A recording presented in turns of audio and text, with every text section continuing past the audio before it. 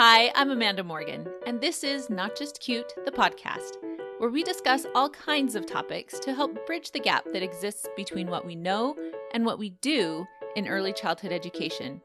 We're starting conversations with academics, authors, decision makers, educators, and parents so that together we can improve the quality of early childhood education while at the same time protecting and respecting the childhood experience.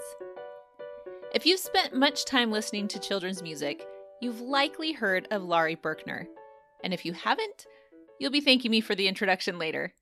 Laurie Berkner has a gift not only for creating engaging music that even adults actually like, but for truly seeing, hearing, and respecting children in the process. For her, each performance is really about connection first. I personally discovered Laurie's music back in the days of the Noggin channel when my own boys were toddlers, and her music quickly assumed the primary spot in my classroom playlist.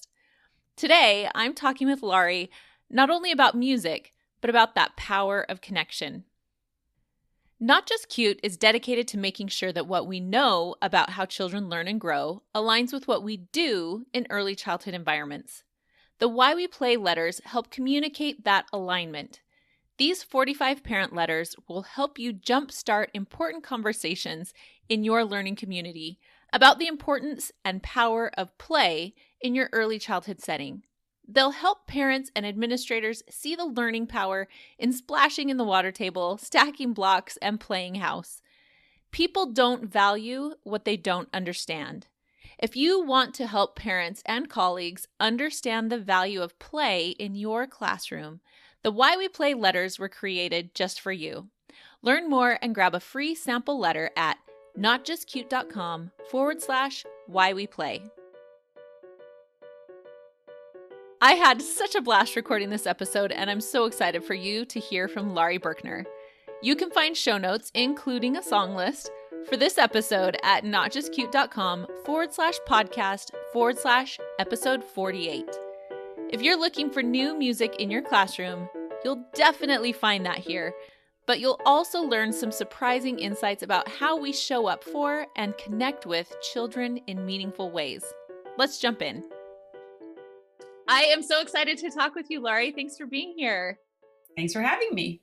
So I have to say that this is probably the first time that I have had a podcast guest that has actually gotten me street cred with my teenagers, because they still remember you from way back in the Jack's Big Music Show.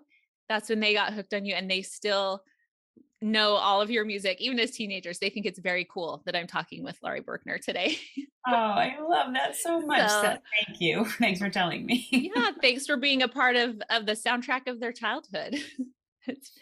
I wondered if we could start out by having you tell us a little bit about what path has taken you to this point in your career, some of what you do and what drives you to do this kind of work. Sure. Well, I mean, it started because I was a preschool music teacher, not a preschool teacher, a music specialist out a year or two out of college. I kind of fell into the job because I was babysitting for a movement teacher for Rockefeller University Child and Family Center in Manhattan. And she had a infant at the time, and she knew that they were like losing their music teacher. And she said, they're trying to use that money to pay for a psychologist, a school psychologist. So they want somebody cheap. So, you're just out of college. I bet you could come in and they'd pay you well, according to you, but a lot less than the last person who was here. Right. So you might want to you're great with kids. You love music. You just, I'll help you figure it out. And you could apply for the job. So I got that job, and that led to more jobs and eventually starting to write my own songs with the kids, because I found that much easier to actually create a song that did what I needed it to do than spend hours and hours at the time in the library, because there was barely any internet, right? Finding the music that I needed. This was in the early 90s. And so I started writing, and eventually, that Can you just repeat the exact question? Because now I've forgotten it. Oh, you're This is totally fine. menopause. No, you're totally fine. Well, and I love what you're talking about, how you got into music, and into education. And I love that path, like you said, that you don't come from an education background, but kind of just played to your strengths and grew in that position. And so just some of that of how you got into what you're doing and kind of, I guess, a little bit of the why behind it, of the passion that drives you. Right. So, right. So I did not actually study education, but I was a psychology major in in college, and I just loved working with the kids. I mean, honestly, when I started, it was very difficult. I found the job really hard. I didn't know really how to communicate with them. And so eventually figuring that out and getting a lot of support and learning from other people and learning truly by listening to the kids, and accessing my own sense of, I mean, I don't mean to be cheesy, but literally my inner child. Mm-hmm. I really feel like I started to feel a connection that felt really good. And I mean, as far as the why, I think a lot of it has to do with the fact that, well, first of all, I get a lot of pleasure out of just connecting with kids. And I think a lot of what I do is as much about connection as it is about music.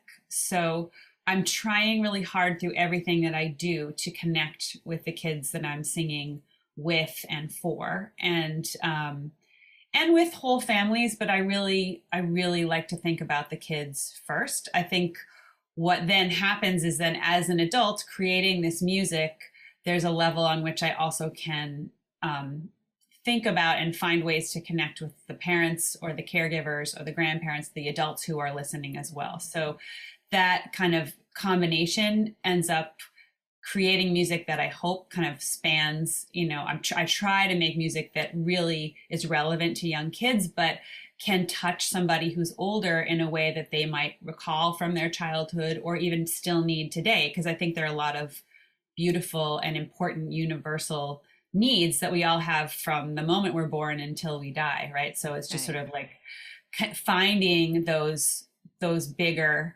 ways to connect, and maybe I do it through talking or singing about things that a young child could understand and might not be as immediately relevant to an adult, but they get it. So trying to kind of put that together. And I think a lot of that is also that it helps me. Like I learn a lot when I write these songs. I connect to things that I am struggling with, that I did struggle with. I really try to, I try to write music that I kind of wish I had when I was younger, or that's similar to things that I did have when I was younger, because music was so important to me as I grew up, and from a really, really early age, and of course still is. But that connection, I think, and thinking about being able to be a person who provides that for kids feels like I'm actually doing something good in the world, which feels really great, and the kind of reaction and response that I get from kids and families keeps me wanting to do more of it. And I mean, we can talk about other things that I've done besides the music, but that's where it all kind of stems from.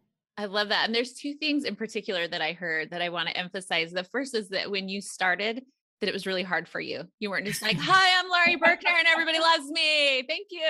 Right?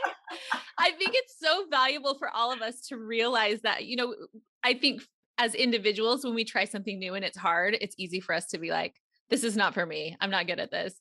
And then when we hear stories from people like yourself who says, I tried this and it was hard. And so I learned and I listened and I got better. I think that's so valuable.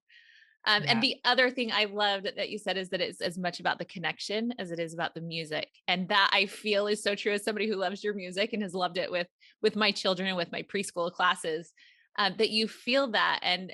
But also that's something I feel as an educator, that everything that we do is first about connection, that's where the real power comes from for everything that we do with children. So I'm curious, when I listen to your music, I hear little influences where I think, oh, that reminds me of this artist or that artist. So I thought I would take the opportunity to ask you what some of your influences are. But I also, again, love your music because it's this fusion of beautiful artistry, but also as an educator and somebody who's studied child development, I see those influences as well, that it's very intentional. Um, so could you tell us a little bit about the musicians and artists who have influenced you in this fusion, but also the educators who have influenced you as you create these, you combine these two worlds so masterfully? Sure. Thank you. As you were talking, I thought, oh God, I should talk to you because I did not really study child development except through some of my psychology classes. So, well, it's, you know it instinctively then, because you can see it in the things you're doing. That's good. Because I did, again, really, I think I learned a lot of what I have chosen to put into my music just honestly just by watching the kids and listening to them. And so, that's a good classroom, being around the kids. And I've done it less in recent years, and I should do it more. I mean, I would like to do it more if the pandemic would also. Right. It's been challenging right now for that. So anyway, musicians, yeah, I'm a real product of 60s music.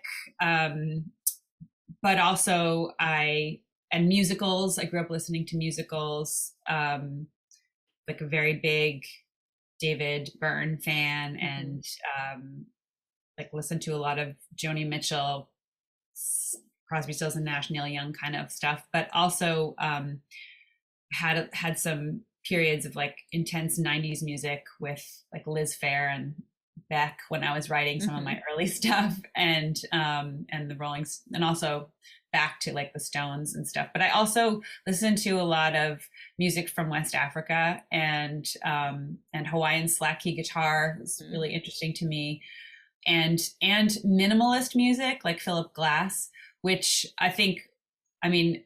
sort of makes sense. I sing these songs over and over and over, and they're already very repetitive songs because they're created to be easy to learn and easy to remember and easy to sing with.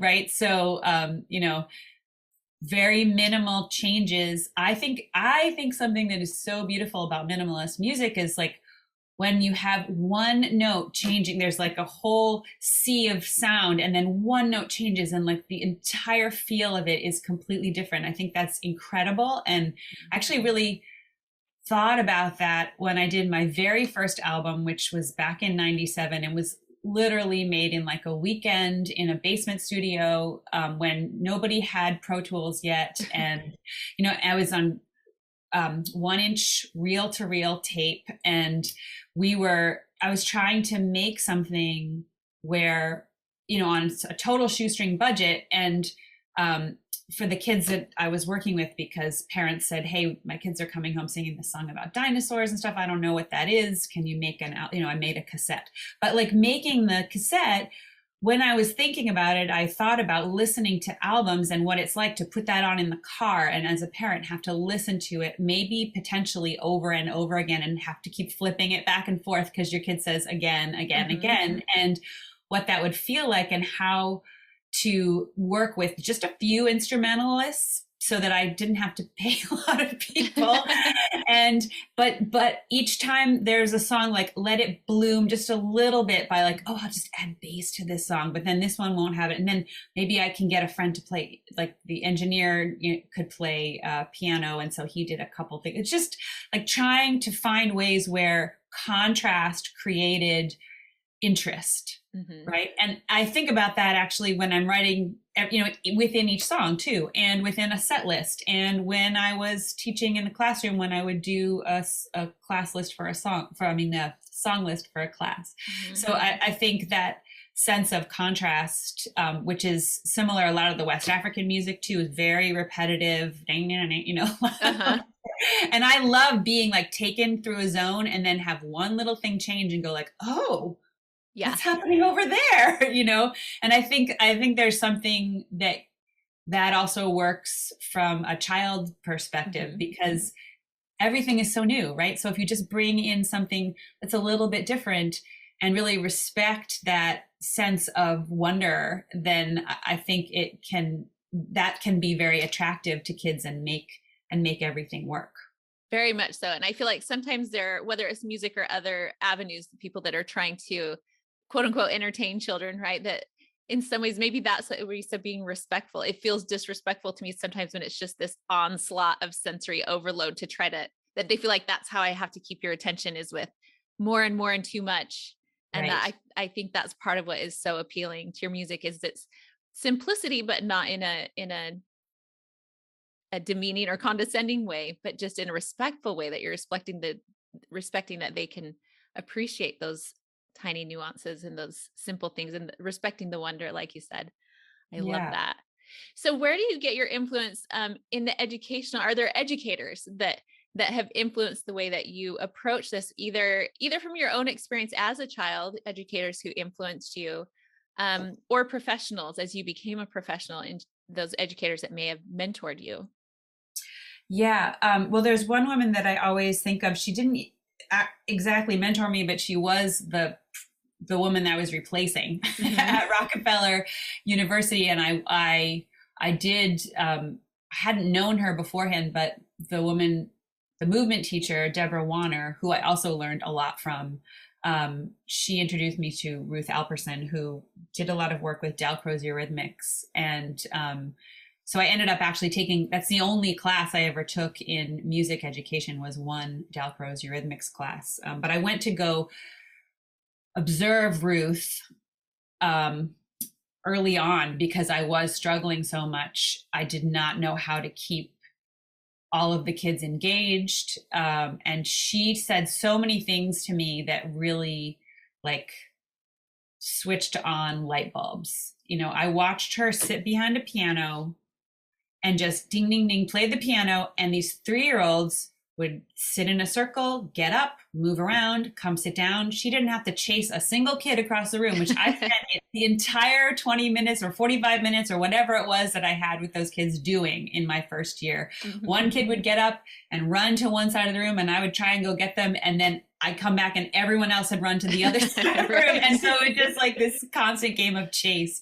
And the teachers just clucked and rolled their eyes at me because it was totally ridiculous. But so Ruth, I went and watched her, and I talked to her afterwards, and I said, so how do you get them to pay attention to anything you're saying?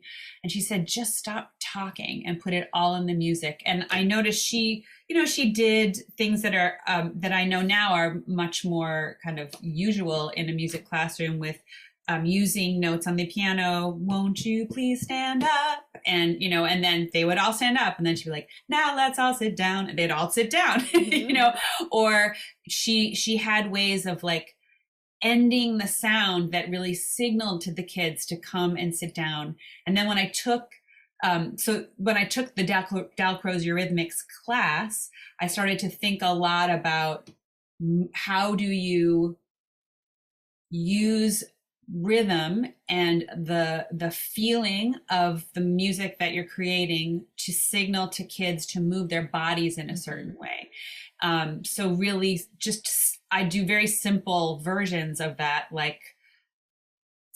upbeats, ska beats, bop, bop, bop, or polka-y sound. And immediately, 6-month-olds will just start bouncing if I play my guitar like that.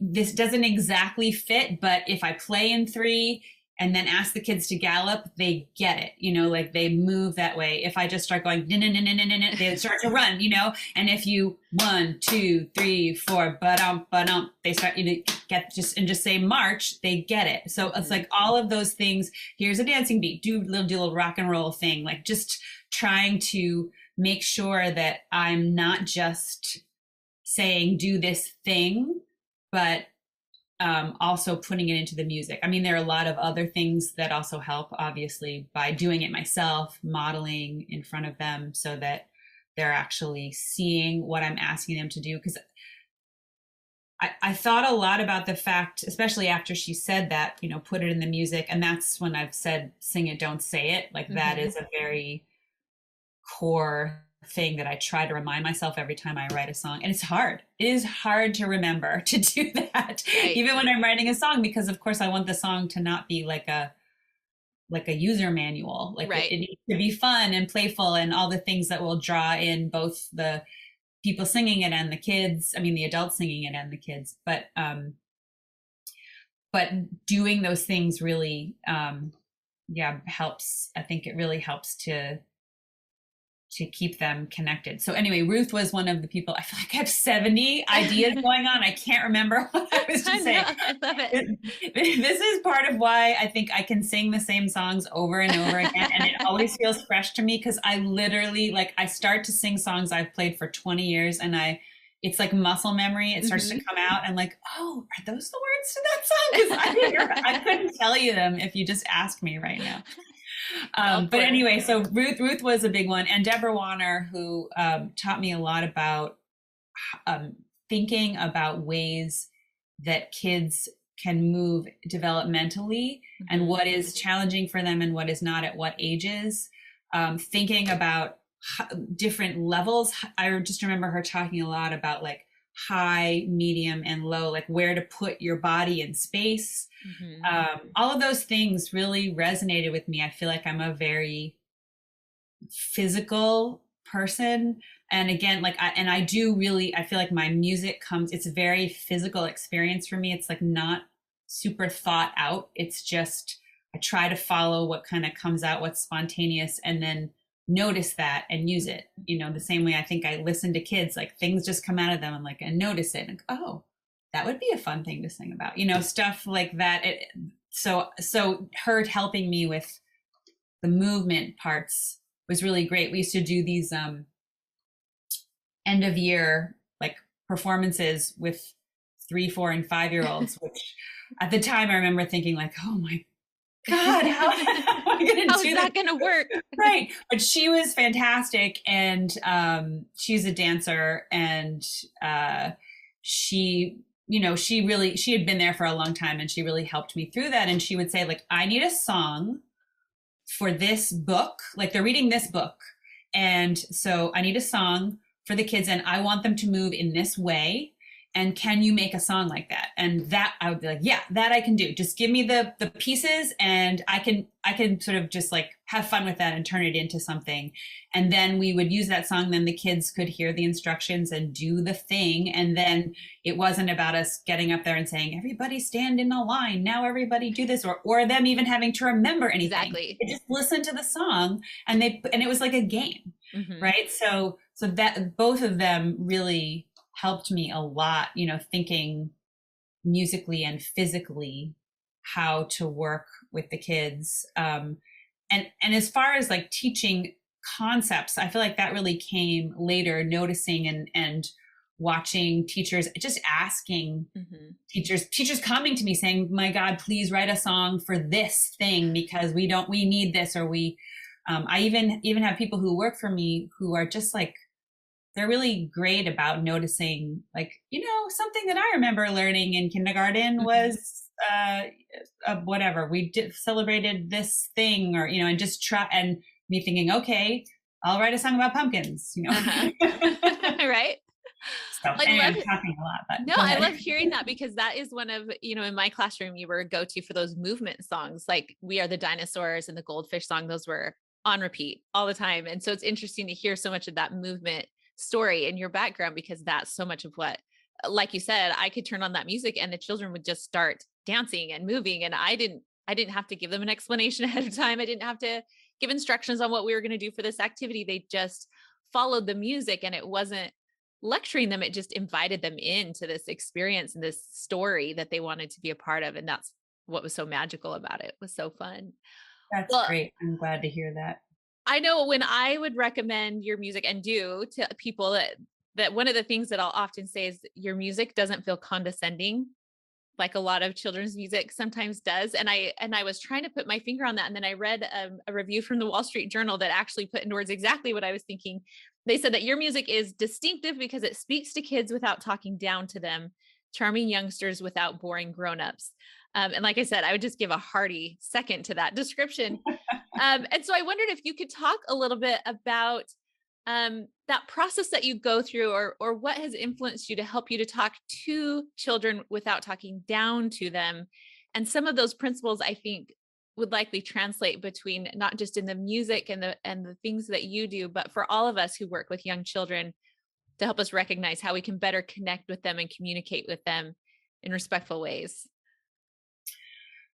Yeah, I mean, I remember when I first started that I don't know, I had a feeling of being some kind of memory of being a young kid and hearing adults talk to me in a certain way that made me feel annoyed with them.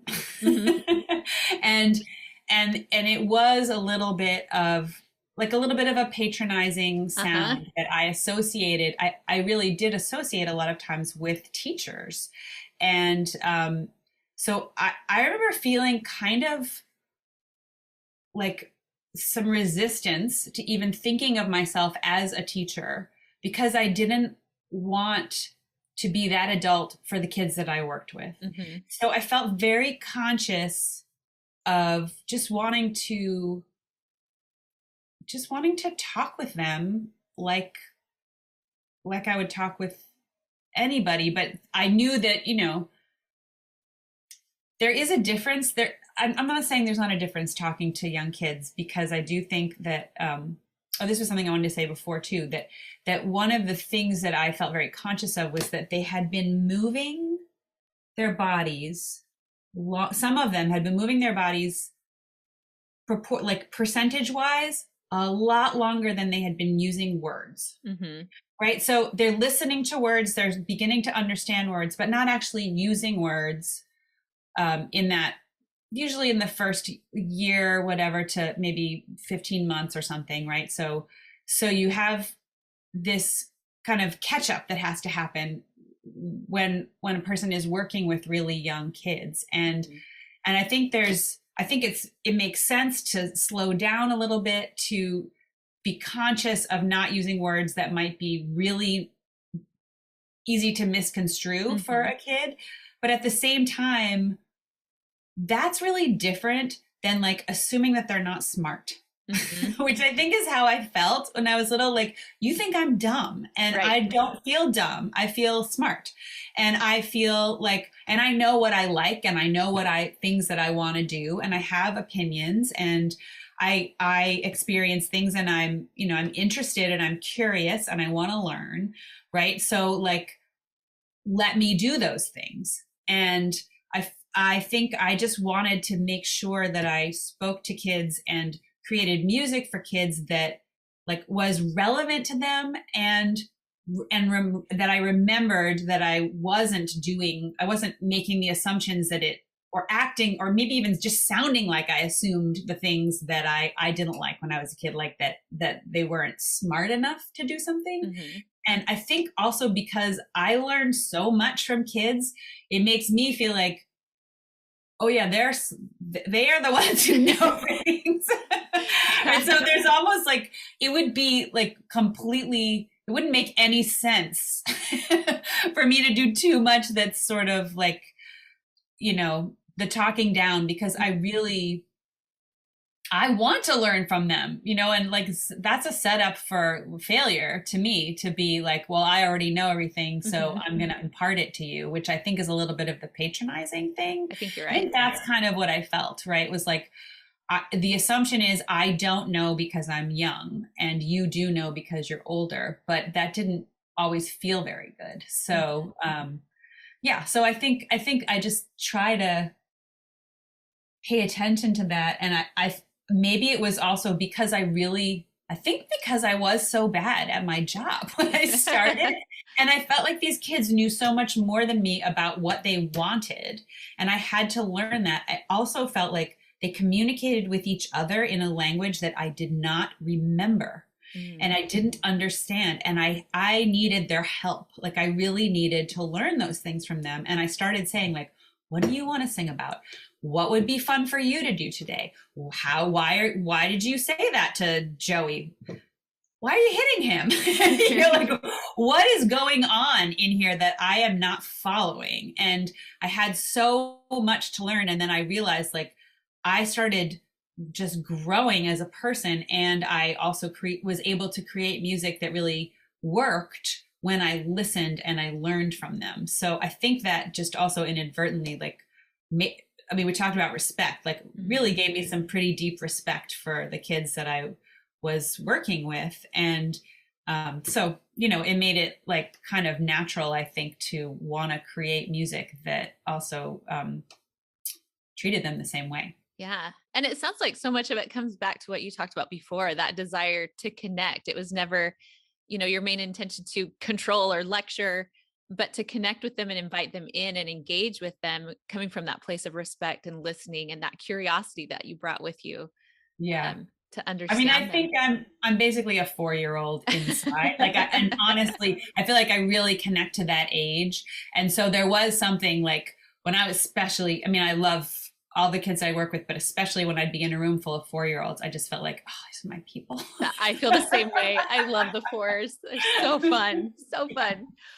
Well, one of the things that I love, that I've mentioned that I love about your music, is it feels so intentional. Like I said, as an educator, somebody who studied child development, I can see all these little things that, you know, whether it's helping with transitions throughout the day or practicing some of these executive functions, the stopping and the starting, or the specific movements, like you've talked about, high and low and crossing the body and all these different things that feel so intentional. And yet at the same time, it's pure artistry and so well done. And you make it so fun and playful. And so I know that's something I talk with teachers a lot about, is having this intentionality and recognizing our objectives and these things that sound very serious and checklist like, but how we can do that, bring that intentionality and also do it with an eye towards play and magic and wonder and fun. And so I'm curious how that process works for you as you're creating music, how you combine that intentionality with the artistry and the magic of what you do and you create. I'm not sure how to answer that. I mean, I do think that a lot of it, I'm not sure why I tend to write like that necessarily.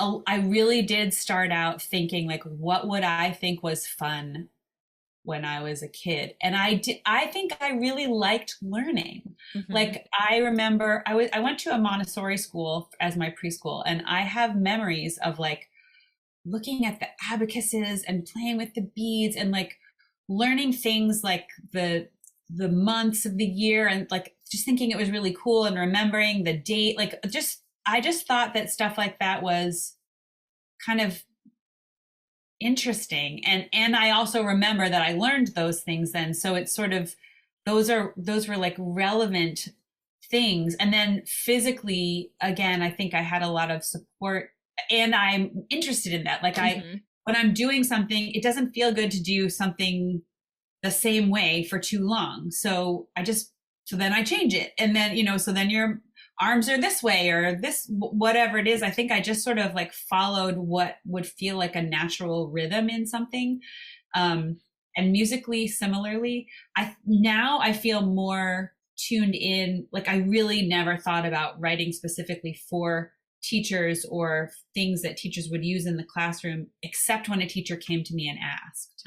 And then it was like, oh, okay, I can just give me the parameters. And that's a way that I like to write a lot, is like someone says, I need these 5 things in the song. And I'm like, cool, that's a great puzzle. I'm going to figure out that puzzle and make it fun, and that I won't hate singing it a billion times. But it sounds like you've really kept that childlike wonder. And I think when you said, I've never really thought about doing it for the teacher, and it occurred to me, I thought, oh, that's because it's not for the teacher, it's for the child.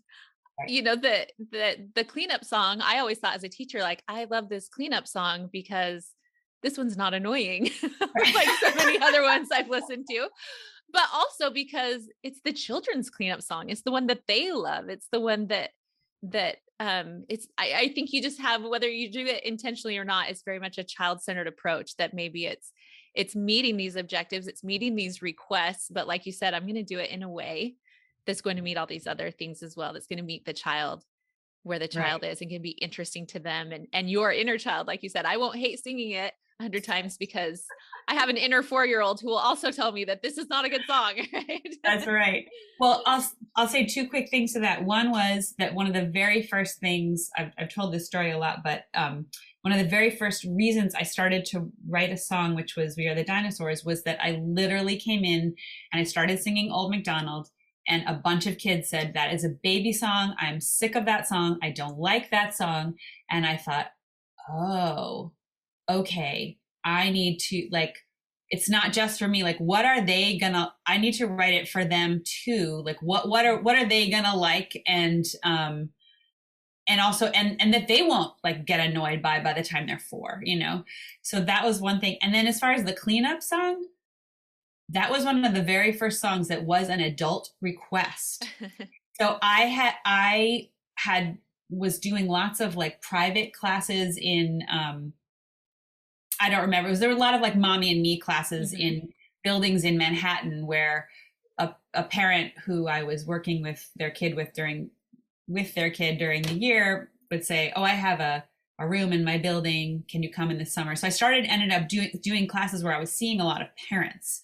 And I remember lots of them saying, like, can you please give us a different cleanup song? Because at the time, the Barney cleanup song was clean up everywhere. You know, that song, they were like, I can't handle it. You know, so I thought, okay, but if I were a kid, would I want a cleanup song? Like, I don't want to clean up. Who wants to clean up? Nobody likes, I mean, that's not true. There are kids who like cleaning up. True. I did not like cleaning up as a child. So I thought, okay, if I write this song, not only do I have to make it somewhat fun for the kids, but I have to write a song about being messy as well. Right. So on that album, first there's I'm a Mess, and then there's Clean It Up. I love it. And it's such a similar pattern for us as teachers and educators that we go through that similar process of saying, okay, here's what the standard says, here's what we need to do. But then I need to turn around and look at it from a child's perspective. Do I want to do that? What would make me want to do that? What would make that interesting? What would make that fun? And I love you said, and maybe it's because I love We Are the Dinosaurs so much, but that came because you asked the children, what do you want to do? What is interesting to you? Yeah. And I just love, you're such a great example of learning from the children as well and engaging them and involving them in that process. I really think there's a lot that translates, I would assume, I'm not much of a performer, but it sounds like there's a lot that translates between being a performer and being an educator. Right. And especially, I know I've listened to you mention before that, especially as people had to transition to these Zoom platforms, that it became even more so of being a performer. And I was curious at what things you have seen as you've done both, been an educator and a performer. What are some of those skills or perspectives that have really helped you that you feel like cross over both being a performer and being an educator with young children? Well, I mean, I just remember I was mostly playing like in rock bands and stuff when I was a music specialist, but I remember feeling like every class was a gig. Yeah. I was like, here I am, here's the next gig, where's my set list? And like, you know, getting ready. Okay, I have to get ready. Do I have my props? Do I have the things that I need for when the kids come in? You know, create the circle on the floor that's like, those are your seats. Here's your audience seats. Everybody sit down. Now I'm going to guide you through an experience musically. Like, and that was really, I mean, I thought about every class that way, and that it was like my job to keep everyone in that class interested, learning, entertained, engaged, and like just make it feel, yeah, I mean, almost like they were in an interactive concert performance where they got to really do do the things, sing the words, use the instruments, or whatever the other props were, but like be fully involved. Like they were part of the performance, but they were also the audience. So I guess maybe that's where the crossover is. I mean, because certainly when I do a concert, I think a lot about what is the shape of this set list? How do I excite them when I first come out without overwhelming them? How do I engage them initially in a way that is not too scary for the kids that need a more of a transition, but is engaging enough for the kids who need less of a transition? How do we then move through like all the feelings? The same thing as that like idea of the little bit of a change in the music that like I do the same thing with the order of the songs. Like, okay, we're moving our bodies this way. Let's change it up. The next thing we need to do, you know, we're doing it kind of everybody's sitting and clapping and maybe doing call and response. Okay, let's get everybody up and moving so that they don't get tired of sitting in one place. And then once everybody's up and moving, they're going to get more tired. So then we get to sit down again, and maybe it gets quiet and we do an a cappella song so that they actually like re-engage with me and they're not just hearing Laurie sing, play guitar, Laurie sing, play guitar, right? So, you know, just trying to mix those things up. And I did that in my rock band set lists, you know, and I thought about that in my classes. And then when I started doing concerts, it really moved over to creating, you know, what is the feel of a concert? And they're just different lengths of time. But there's a lot of similarities. Some things are different because of the potential lack of intimacy in a room with 1,000 people as opposed to, you know, 20 kids. Right. Also, kids with parents, kids without parents. That's true. Very different. Right? Right. You have a room full of 20 kids. They're like ready to do the mob mentality. Like everyone, like as soon as one kid does one thing, then one other kid wants to follow it, and you can get them all to move at once, and you can move them as a group if you have like, you can tolerate a little bit of chaos in between, and like, and trust yourself that you can rein everybody in when things get a little bit crazy. In a room that has parents in it as well, they're less interested in following. They want to watch their kids. They want to maybe be on their phones. They are distracted by different things. And so it's a little bit of a different experience, but there is still a feeling for me of like, okay, how do I do this in a larger room where I'm like, wrapping my arms around everybody and saying, hey, we're all in this space together and it's going to be fun. Just like follow me for the ride, you know? Yeah. I love those similarities. And even as I listened to you just from the very beginning of, you know, do I have all my materials? Is everything ready? And I tried to picture if I was at a concert, you know, something that I see in classrooms sometimes, if I was at a concert and somebody's like, oh, I don't have my stuff, I just want you to sit quietly for 2 minutes while I go find. Can you hold on while I go get my pick? I dropped my pick. I have one on backstage, right. You know. Oh, I was going to play piano on this song. We forgot to roll it out. Right. And just this, to me, it brought to mind just this shift. I think as teachers, we lose that engagement when we come with the mindset that they owe it to us to pay attention. And when you come with that performer mindset, all those things that you described, how do I engage them? How do I put my arms around them? And how do I think through all of my preparation and my pacing and everything so that we can, you know, kind of ride this wave and be responsive to where they're at, to bring them in with me in this dance really of give and take, and keeping them engaged, not because they owe it to me to listen, but because I've invited them into something they want to be a part of. And I think that's such a great similarity between the two. Yeah.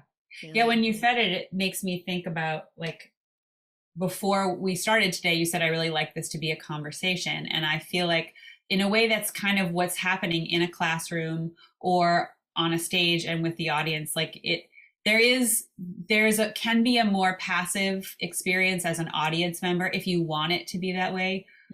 You can also do that in a classroom. You can be a child who takes in, listens, doesn't really want to participate physically or auditorially, you know, but I feel like that it is still a kind of a conversation, always that back and forth. And it comes down to something else that I think about a lot, which is just rhythm, right? So there's a rhythm within each song that takes them on a little mini journey. There's a rhythm between the songs. There's a rhythm of like an entrance into a space and then like being in the space and then leaving that space. There's a rhythm that's different depending on how many other people are in that space with you, or if you have to stare into your Zoom screen, right. Or if you can like jump around and move and you hear the music on all sides, and you're going to bump into a kid. Like there's just like all of those things have a different like rhythmic quality to them that I think affects the experience. And the same way that we have conversations we don't think about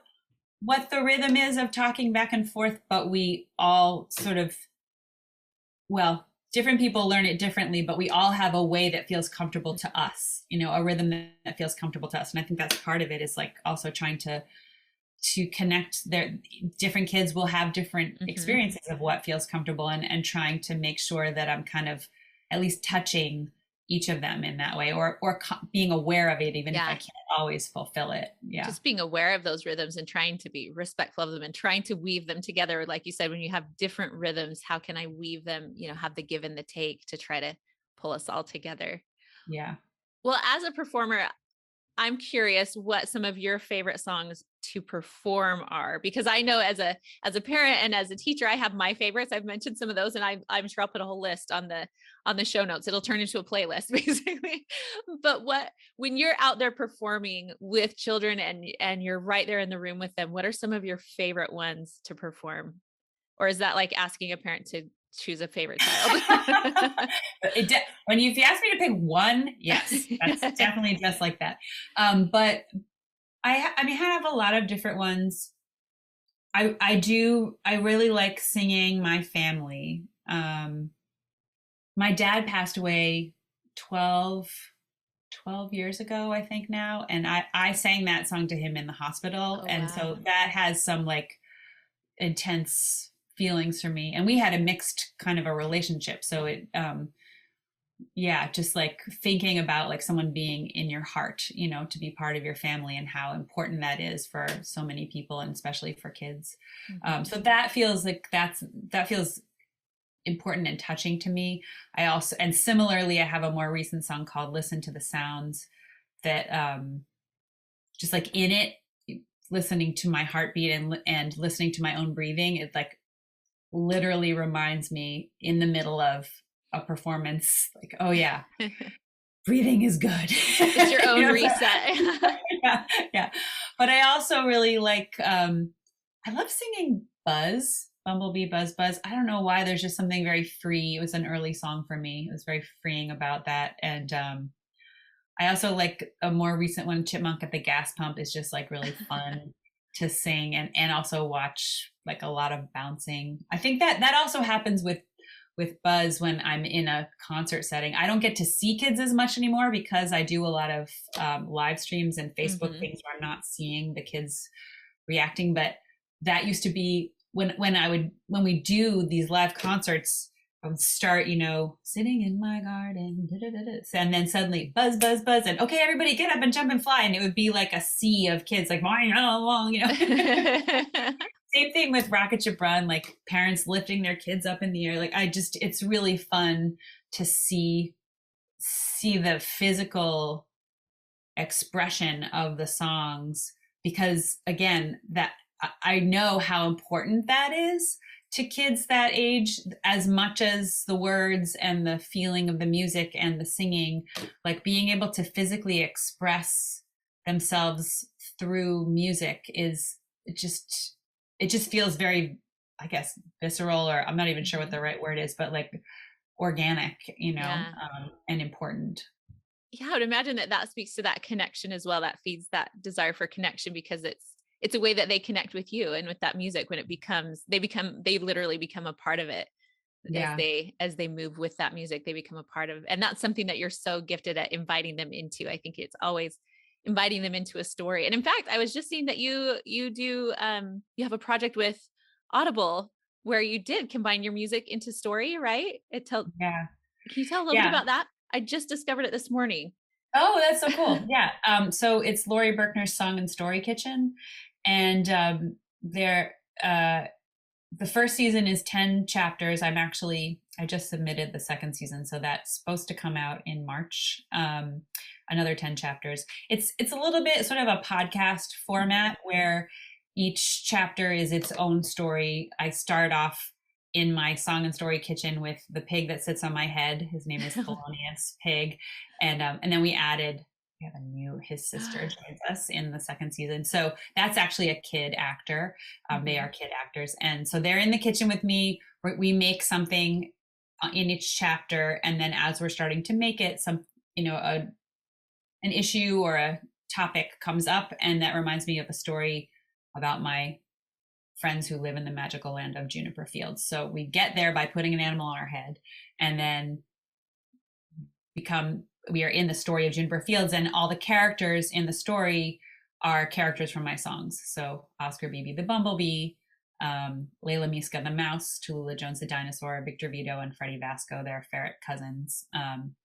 And they they figure out what's going on, and we sing songs that are all connected, and it's sort of like a little mini musical, and it helps when we come back to the kitchen at the end to finish making and eating the food.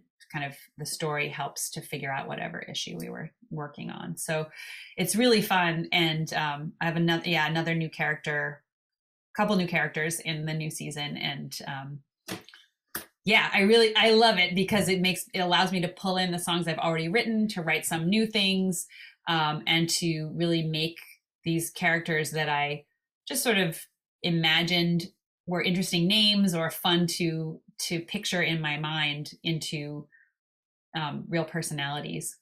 I love it. And I think maybe as you're describing that, I think maybe that is part of my appeal, or the appeal that your projects have for me is, as you're describing all of that, I'm really big into intentional whole child development and recognizing all these many facets of development, not just academic development, but all the whole child.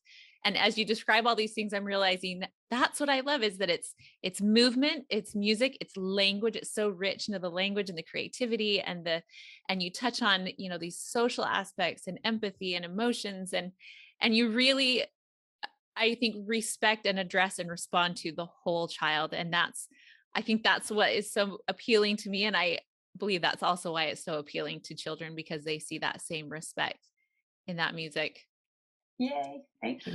Well, thank you. Thank you so much for joining me here, but also personally, thank you for the influence you've had in my own home and in my own classroom. So thank you for the amazing work that you put out into the world and for just being such a light. Oh, thanks. You're very welcome. I'm really glad that that's how you've experienced what I make.